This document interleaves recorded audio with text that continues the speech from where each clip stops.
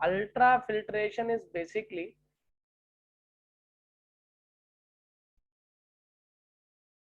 ये वो देखो, जो नॉर्मल फिल्टर पेपर है ना, वो एक लिमिट तक पोर्स के साइज को, उसका पोर का साइज होता है, उसमें से एक टाइप के सॉल्यूशन पास हो जाते हैं, एक टाइप के पास नहीं होते। जैसे मान लो आपने एक नॉर्मल फिल्टर पेपर ले लिया और नॉर्मल फिल्टर पेपर के ऊपर आपने पास किया सस्पेंशन, कोलॉइड्स और ट्रू सॉल्यूशन, तो आपने क्या नोटिस किया, सस्पेंशन तो छन गए, सस्पेंशन तो पास नहीं हुए, लेकिन ट्रू सॉल्यूशन और कोलॉइड्स दोनों ही पास हो गए। तो किसी ने पूछा कि ट्रू सॉल्यूशन कोलाइड्स दोनों पास हो गए, मुझे खाली कोलाइड्स को पास करना है, ट्रू सॉल्यूशन को पास नहीं करना, आप क्या करूं? तो ध्यान रखना, ऐसे में एक काम करना होता है कि जो जो फिल्टर पेपर है, उस फिल्टर पेपर का पोर साइज रिड्यूस कर दो। क्या रिड्यूस कर दो? पोर साइज, ये रिड्यूस कर दो, ठीक है। और फिल्टर पेपर के पोर साइज को रिड्यूस करने का तरीका क्या होता है, तरीका सीख लो। फिल्टर पेपर के ऊपर कोटिंग कर देते हैं हम लोग। क्या कर देते हैं हम लोग? इसके ऊपर हम कोटिंग कर देते हैं। और कोटिंग करने के भी कई तरीके हैं फिल्टर पेपर को बनाने के लिए। किसी को याद है कैसे कोटिंग की थी, किस चीज की कोटिंग की थी हम लोगों ने अल्ट्रा फिल्ट्रेशन में? जल्दी सर बोलिए। 4% नाइट्रोसेल्यूलोज। बहुत बढ़िया। और फिर और बाद में किससे पास कर दिया था उसको? हम लोगों ने बॉईल किया था उसे, किसकी प्रेजेंस में? अल्कोहल की प्रेजेंस में, याद है या नहीं? Yes sir. तो जैसे ही हमने उसे अल्कोहल की प्रेजेंस में बॉईल किया और उसके बाद ड्राई कर लिया, तो फिल्टर पेपर क्या बन गया आपका? फिल्टर पेपर के पोर साइज छोटे हो गए। Am I clear? हाँ या ना? Yes yes sir. तो वो जो पेपर आपको मिलता है उसको हम लोग बोलते हैं अल्ट्रा फिल्टर। क्या बोलते हैं इसको? Ultra filter. Am I clear to all? Yes sir. तो यहाँ पे यस सर। आप लोग याद रखिएगा 4% किसकी सॉल्यूशन लेते हैं हम लोग? नाइट्रोसेल्यूलोज।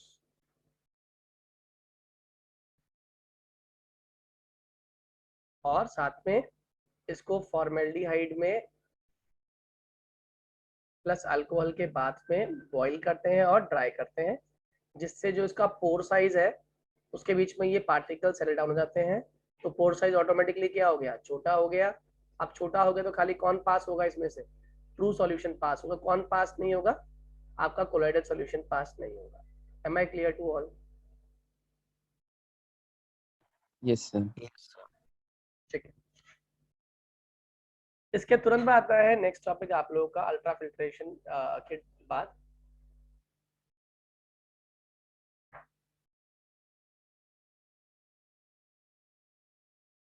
ये देखिए, डायलिसिस, इलेक्ट्रोडायलिसिस और अल्ट्रा फिल्ट्रेशन की वही प्रोसेस आगे जो हमने पढ़ी है, ठीक है।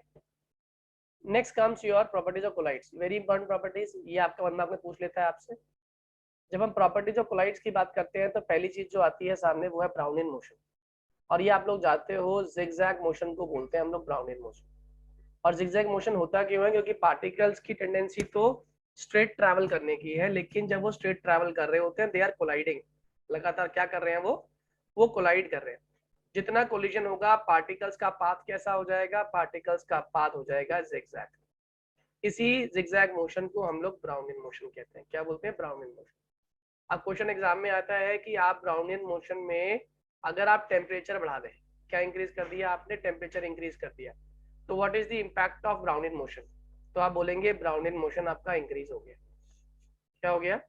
ब्राउनियन मूवमेंट या Brownian motion will increase. Reason क्या है? पार्टिकल्स की एवरेज काइनेटिक एनर्जी क्या हो गई? इंक्रीज हो गई। तो अगर एवरेज काइनेटिक एनर्जी इंक्रीज हो गई तो पार्टिकल्स की कोलिजन ज्यादा लगेगी, और जितनी ज्यादा कोलिजन होंगी, ध्यान रखना, उतना ही पार्टिकल्स के अंदर ब्राउनियन मोशन ज्यादा हो जाएगा। Am I clear to all? Yes. इसके बाद टिंडल इफेक्ट है, ये तो 9 से पढ़ते आ रहे हो। जब लाइट को आप किसी मीडियम से पास करते हो, मीडियम से पास होने पे लाइट क्या करती है? लाइट स्कैटर हो जाती है, लाइट गेट्स स्कैटर्ड, ठीक है। और जनरली कौन स्कैटर कर सकता है लाइट को? ये ध्यान रखना, जब पार्टिकल का साइज, किसका साइज? पार्टिकल का साइज इज कंपेरेबल। तो कंडीशन आती है इसके अंदर टिंडल इफेक्ट के लिए, आपको याद होनी चाहिए। पार्टिकल का size is comparable to wavelength of light, तब लाइट स्कैटर होगी। पहला, wavelength of light, first condition is this. Now second condition, जो जिस मीडियम से हम बात कर रहे हैं, रिफ्रैक्टिव इंडेक्स डिफरेंट होना चाहिए। रिफ्रैक्टिव इंडेक्स, लाइट जहां ट्रैवल कर रही है, refractive index of light moving from one medium to other, from one to other should be different. अगर सेम हुआ तो क्या हुआ, अगर सेम होगा तो लाइट कैसे निकल जाएगी, सीधी निकल जाएगी। और लाइट अगर सीधी निकल गई तो बताइए क्या टिंडल इफेक्ट हुआ, बोलिए।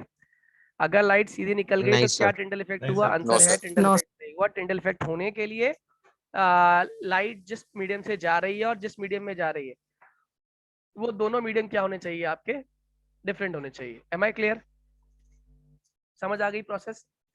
अब एक टॉपिक आता है यस। Charge on colloid. देखो चार्ज ऑन कोलाइड से हम बात करते हैं तो जनरली दो तरह के चार्जेस डेवलप होते हैं किसी भी सोल के अंदर। एक होती है सोल आपकी पॉजिटिवली चार्ज सोल, और एक होती है आपकी नेगेटिवली चार्ज सोल। सुना है आप लोगों ने पॉजिटिव और नेगेटिव चार्ज सोल क्या होती है? Have you ever heard of the term positive और नेगेटिव चार्ज सोल? देखो पॉजिटिव और नेगेटिव चार्ज सोल बेसिकली क्या है, they are based on the phenomena of preferential adsorption. क्या वर्ड यूज किया मैंने, preferential adsorption. Now what is preferential adsorption? तो छोटा सा एग्जांपल लेता हूं मैं। It all depends upon the orientation. ये किस पर डिपेंड करता है, ओरिएंटेशन पे। जैसे मान लो आपके पास AGI है, ठीक है, इस AGI में आपने Ag प्लस के वेपर्स इसको दे दिए, ठीक है। तो AGI में जब Ag प्लस के वेपर्स आपने डाल दिया तो क्या हुआ, इफ Ag वाला part that is Ag plus वाला पार्ट अंदर रह गया तो बाहर वाला पार्ट कौन सा आएगा आप बताइए, I minus I minus I minus, इस तरीके से इसको सराउंड करेगा, ठीक है। तो ये अभी अलाइनमेंट है, ओरिएंटेशन है बेसिकली AGI मॉलिक्यूल की। तो आप ध्यान दीजिए जो Ag प्लस को अंदर रख के I माइनस को बाहर रख के, अब ये I माइनस किसको इनवाइट करने वाला है, ये I माइनस बाहर से इनवाइट करने वाला है बच्चों, याद रखना किसको, Ag प्लस को, Ag प्लस को, Ag प्लस को, ठीक है। तो अब यहाँ पे कुछ इंपॉर्टेंट चीज सीखने वाली है, वो समझो आप लोग ध्यान से। ये जो Ag प्लस अंदर रह गया इसको हम लोग बोल देते हैं फिक्स लेयर। क्या बोलते हैं इसको, फिक्स लेयर, क्योंकि ये फिक्स है अपनी जगह पे। इसके रेस्पेक्ट में जितनी भी लेयर्स बन रही हैं, जैसे ये एक लेयर बनी, जैसे ये एक लेयर बनी, इसको हम लोग बोलते हैं मोबाइल लेयर। क्या बोलते हैं बच्चों इसको, मोबाइल लेयर। पहली वाली कौन सी थी, फिक्स लेयर, दूसरी कौन सी, मोबाइल लेयर। अब फिक्स लेयर और मोबाइल लेयर के बीच में, फिक्स लेयर और मोबाइल लेयर के बीच में जो पोटेंशियल डिफरेंस होता है, क्या होता है, पोटेंशियल डिफरेंस, इसी को बोलते हैं बच्चों हम लोग जीटा पोटेंशियल। क्या बोलते हैं इसको, zeta potential. Am I clear to all? Fix layer और मोबाइल लेयर के बीच में जो पोटेंशियल डिफरेंस होता है इसी को बोलते हैं हम लोग जीटा पोटेंशियल। और जीटा पोटेंशियल जिस पर्टिकुलर पॉइंट पे आपका पोटेंशियल डिफरेंस सेम हो जाता है उस पॉइंट को हम लोग बोलते हैं आइसो इलेक्ट्रॉनिक पॉइंट। क्या बोलते हैं, iso electronic point. Is this entire story clear to you? इसमें मैंने पूरा आपको एक्सप्लेन कर दिया है क्लियर कि है कौन सर। सी चीज क्या करने वाली है।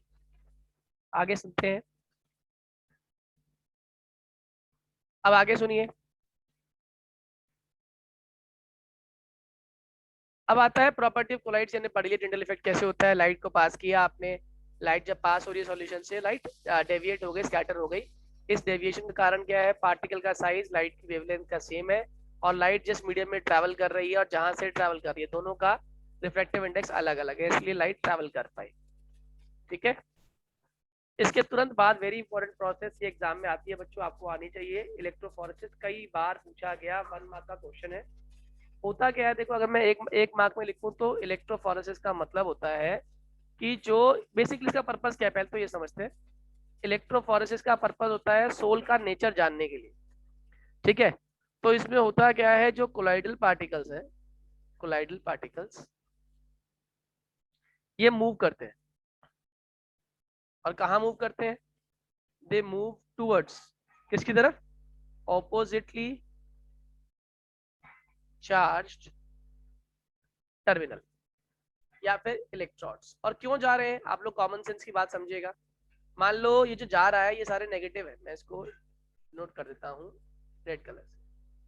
ये रेड नेगेटिव सारे पार्टिकल्स थे, they are moving towards positive, ये आपने पॉजिटिव दिखा दिया।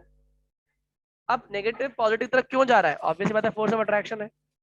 तो जब ये धीरे धीरे यहाँ पर पहुंच रहा है तो यहाँ पर क्या हो रहा है, चार्ज का क्या हो रहा है, यहाँ पर न्यूट्रलाइजेशन। क्या हो रहा है, चार्ज का न्यूट्रलाइजेशन। और ये जो चार्ज का न्यूट्रलाइजेशन हो रहा है ना, इसी न्यूट्रलाइजेशन की वजह से आपका सोल बनता है। क्या बनता है आपका सोल, क्योंकि सोल का मतलब ही क्या हुआ, जब आपका पॉजिटिव चार्ज जो प्रेजेंट है पार्टिकल्स, वो नेगेटिवली चार्ज पार्टिकल से कंबाइन करते हैं, so we get sol. Am I clear, हाँ या ना। अब एक क्वेश्चन देखो, जैसे मान लो मैंने अभी थोड़ी देर पहले पढ़ाया आपको टाइप ऑफ चार्जेस के बारे में। अब मैंने आपसे कहा कि आपके पास फेरिक हाइड्रोक्साइड सोल है, फेरिक हाइड्रोक्साइड सोल, ठीक है। उसने कहा फेरिक हाइड्रोक्साइड सोल की बात करें तो बेसिकली कौन से आयन्स हैं आपके पास, आपके पास Fe3+ आयन्स है। और अगर मैंने इसमें NaCl डाल दिया, क्या डाला मैंने इसके अंदर, NaCl डाल दिया, तो दो तरह के आयन्स बन गए हमारे पास, एक बन गया Na+, एक बन गया Cl-। तो Fe3+, ध्यान रखिएगा इसको ऐसे ऐसे रीअरेंज करते हैं, OH- अंदर आ गया, यानी कि ये हो गई आपकी फिक्स लेयर। आपके चारों तरफ कौन आके बैठ गया, Fe3+। ये आपकी स्टेशनरी, ये हो गई आपकी मोबाइल लेयर। अब बताइए इस मोबाइल लेयर को देखा देखी कौन सी लेयर बनने वाली है और कौन बनाएगा NaCl के डालने में, sir Cl। Very good, sir Cl। Cl-। तो बताओ ये किस टाइप का सोल हो गया, हमें क्या दिखाई देगा, हमेशा हमेशा हमेशा जो दिखता है ना हमें, वो बाहर का दिखाई देता है। तो बताओ बाहर से हमें क्या दिखाई दे रहा है, कैसी सोल है, sir negative sol. Very good, it is going to form negatively charge sol. Am I clear to all, सही है। Yes sir. अब इलेक्ट्रोफोरेसिस में एक बात यस ध्यान सर। रखना, कोलाइडल पार्टिकल्स मूव कर रहे हैं टुवर्ड्स ऑपोजिटली चार्ज इलेक्ट्रोड्स, कब, under the influence of, very good, under the influence of electric field. आप क्या लगा रहे हो उसके ऊपर, आप इलेक्ट्रिक फील्ड लगा रहे हो, और इलेक्ट्रिक फील्ड की वजह से इन चार्ज पार्टिकल्स का मोशन ऑपोजिटली चार्ज इलेक्ट्रोड तरफ तेज हो गया, इसी को बोलते हैं हम लोग electrophoresis. Am I clear to all. अगला वाला आपको मैंने कल सिखाया था, कोएगुलेशन। इसका बेसिकली मतलब क्या होता है, पार्टिकल्स का इकट्ठा होना। तो हम लोग कह सकते हैं कि प्रोसेस ऑफ एग्रीगेटिंग, इकट्ठा होना, प्रोसेस ऑफ एग्रीगेटिंग टुगेदर, एक साथ इकट्ठे हो गए। और किसका इकट्ठा होना, colloidal particles. Am I clear to all, हाँ या ना। इसी को बोलते हैं हम लोग कोगुलेशन, ठीक, क्लियर है। अब एक क्वेश्चन जो बोर्ड 2014-2015 में आया था,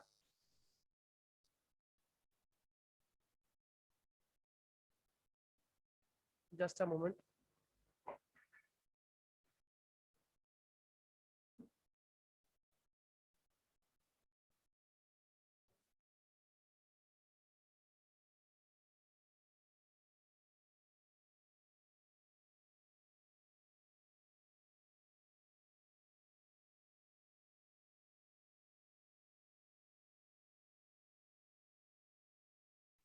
बच्चों मेरी आवाज आ रही है,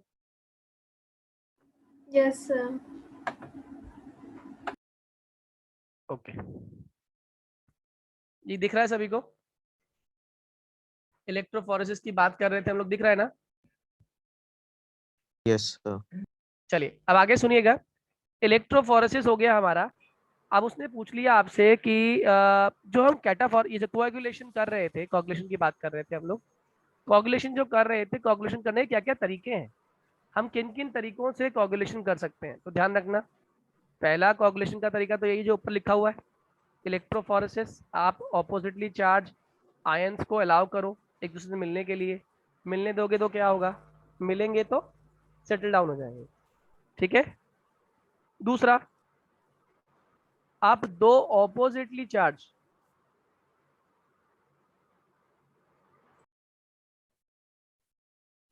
दो ऑपोजिटली चार्ज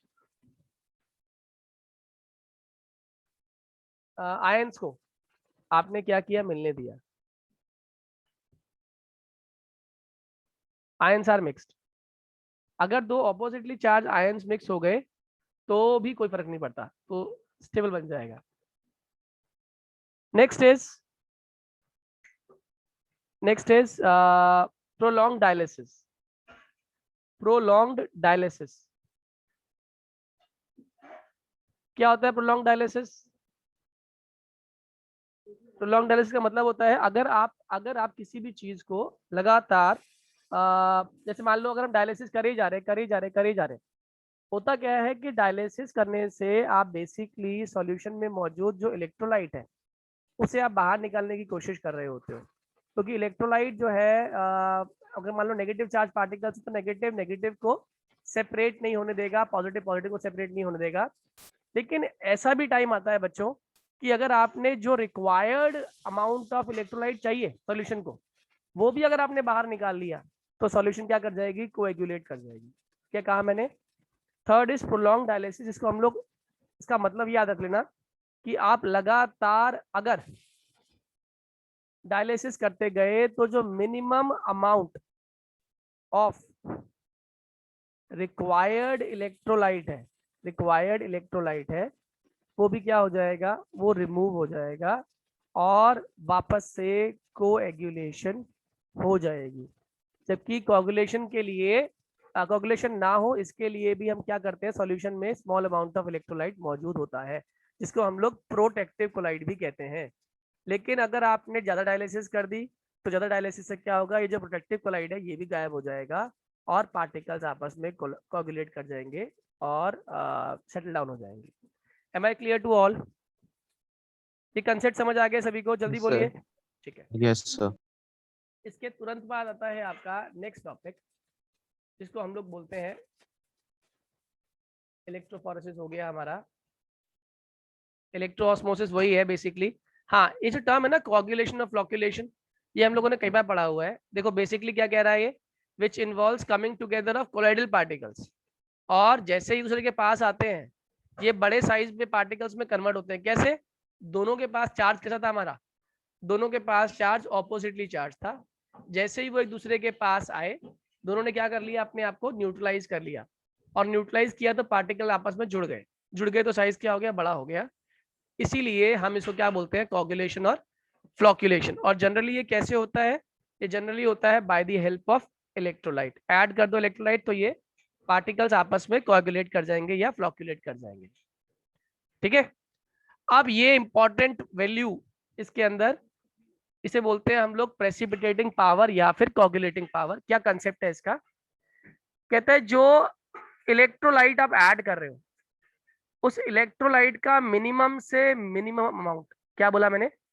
इलेक्ट्रोलाइट का मिनिमम से मिनिमम अमाउंट जो डाला जाए, जिसके डालने पर कोई भी कोलाइडल सॉल्यूशन कोएगुलेट कर जाए। जैसे एग्जांपल के तौर पे मैं बताता हूँ, मान लो आपके पास दही, वो दूध पड़ा है बहुत सारा उबला हुआ।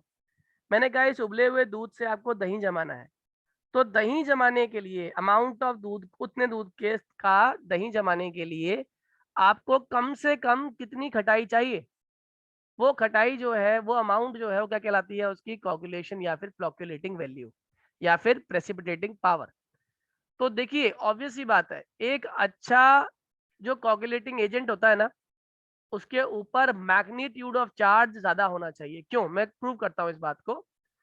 जैसे मान लीजिए आपके पास एक है Na+ नाम का कोआगुलेटिंग आपके पास इलेक्ट्रोलाइट, और एक है आपके पास Mg2+ और एक है आपके पास Al3+। इन सबको मैंने डालना किस में है? एक सॉल्यूशन में डालना है, और इस सॉल्यूशन में मौजूद है इनके पास Cl-Cl-Cl-। अब मेरे क्वेश्चन का जवाब देना मैथ्स के हिसाब से, कौन सा इनमें से सबसे कम अमाउंट डाला जाएगा और ज्यादा से ज्यादा Cl- को वो कोएगुलेट कर देगा? बोलिए आंसर। Al3+. Aluminium. कितने लोग को ये बात समझ आ गई? Al3+, क्योंकि इसका मैग्नीट्यूड ऑफ चार्ज कैसा है? ज्यादा, तो इसका मिनिमम अमाउंट इस्तेमाल होगा किसके लिए? कोएगुलेशन के लिए। तो जो इलेक्ट्रोलाइट का मिनिमम अमाउंट इस्तेमाल होता है कोएगुलेशन के लिए या प्रेसिपिटेशन के लिए, उसी को हम लोग बोलते हैं इसकी कोगुलेटिंग वैल्यू। जो आगे जाके एक साइंटिस्ट हुए हार्डिश कुलजे, उन्होंने भी यही बात कही। Am I clear to all? Yes, sir. ठीक है, Yes, sir. अगर ये समझ आ गया तो आगे प्रोसीड करते हैं। ये आ गया हार्डिश कुलजे भाई। हार्डिश कुलजे ने एक ही बात कही, कह रहा है coagulating power of an electrolyte increases rapidly with the increase in valency of cation और एनायन। बात समझ आ रही है ना? अब मान लो इसका जस्ट उल्टा, अब मैंने क्या कर दिया, पॉजिटिव चार्ज सोल ले ली, और पॉजिटिव चार्ज सोल के अंदर क्या एक्सपेक्ट किया मैंने, ये मान लीजिए पॉजिटिव चार्ज सोल थी आपके पास, सेम स्टोरी, ठीक है, मान लो Na+ नाम के या Fe3+ नाम के पॉजिटिव चार्ज सोल है, बाहर डाला आपने Cl-, एक डाला आपने O2-, एक डाला आपने PO4 3-। बताओ कौन सा बेटर रिएजेंट है? PO4 3-। कितने लोगों को पूरी बात समझ आ गई, हाँ या ना?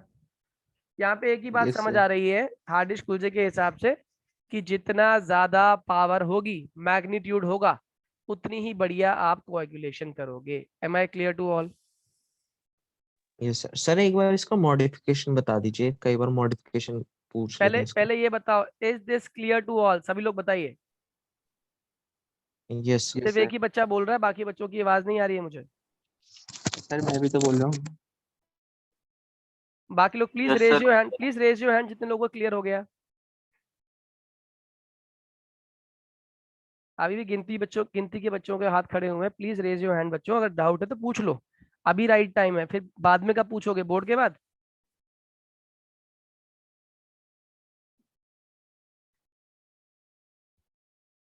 अच्छा, अगर ये क्लियर हो गया तो इसका मतलब एक चीज समझ आ रही होगी, चार्ज कैसा है, नेगेटिव है पॉजिटिव, उस पर डिपेंड नहीं कर रहा, लेकिन उसका मैग्नीट्यूड क्या है, ये इंपॉर्टेंट है।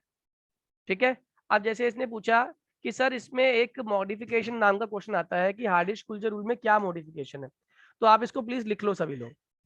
वो कहता है हार्डिश कुलजे रूल को हम लोग इस तरह सजेस्ट कर सकते हैं कि जितनी ज्यादा, एक second, greater the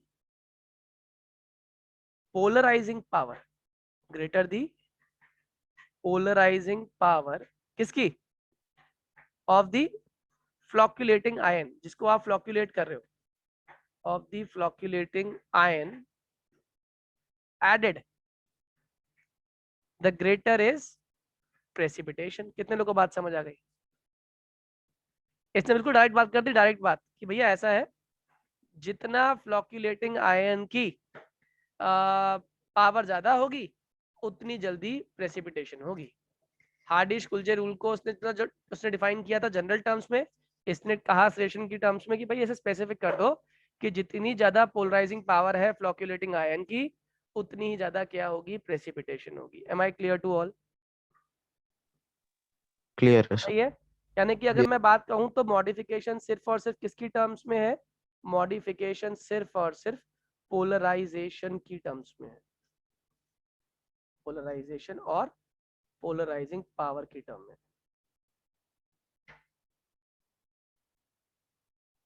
M I clear to all? ये सबको समझ आ गया होगा हार्डिश कुलजे रूल। अब हार्डिश कुलजे रूल के बाद नेक्स्ट टॉपिक पे आगे बढ़ते हैं हम लोग।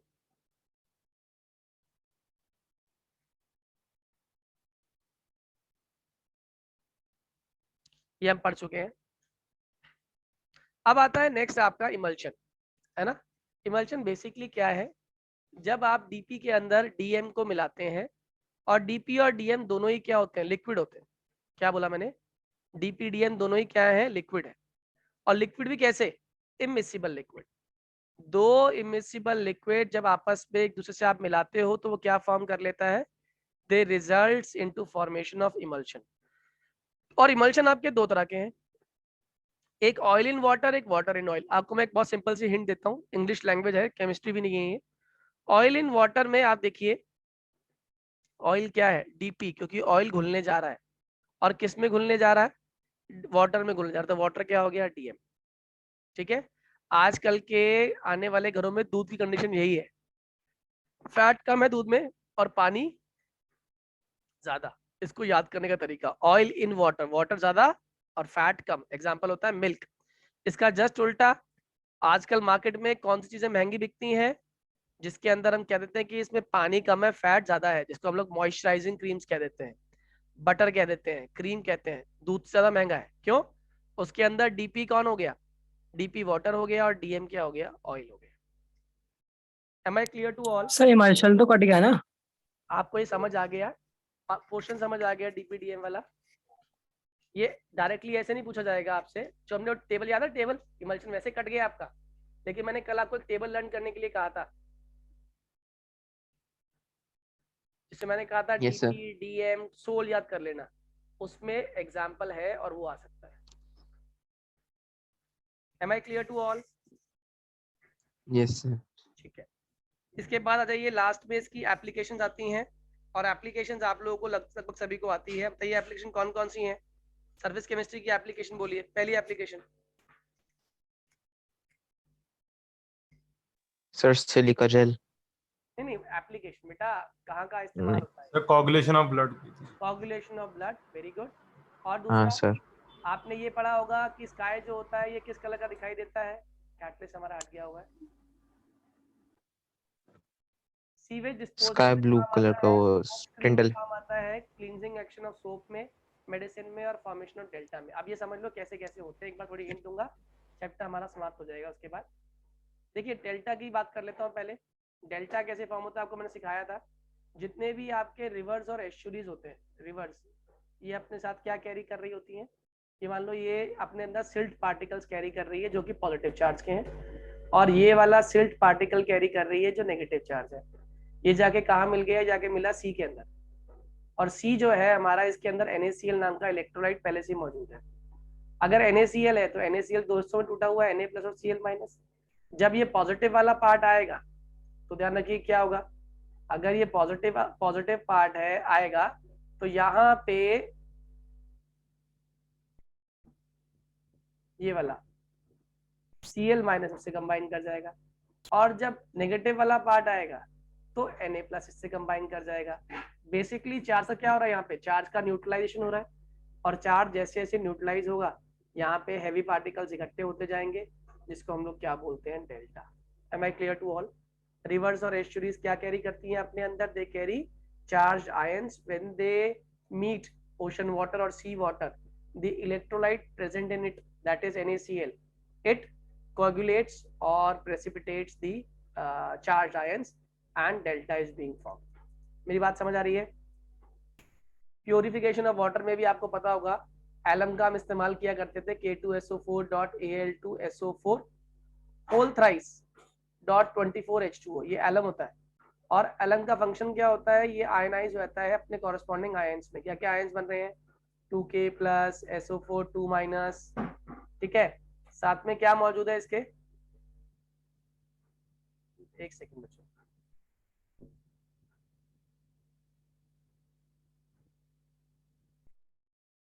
हाँ, 2K+ SO4 2-, प्लस साथ में क्या हो जाएगा?